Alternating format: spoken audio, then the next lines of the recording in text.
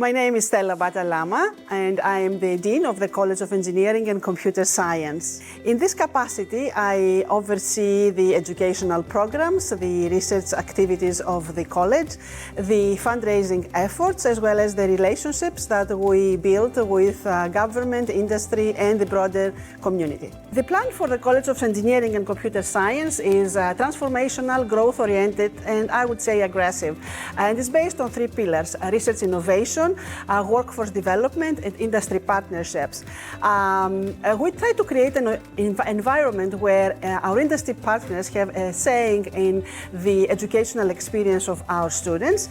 We also work with many industries like Google, Bloomberg, Amazon, where we bring them here to help students with mock interviews and also help them prepare the CV. We have industry that is coming here in many ways. For example, we have informational sessions from industry partners individually, not in a career fair setting, but also in a career fair setting.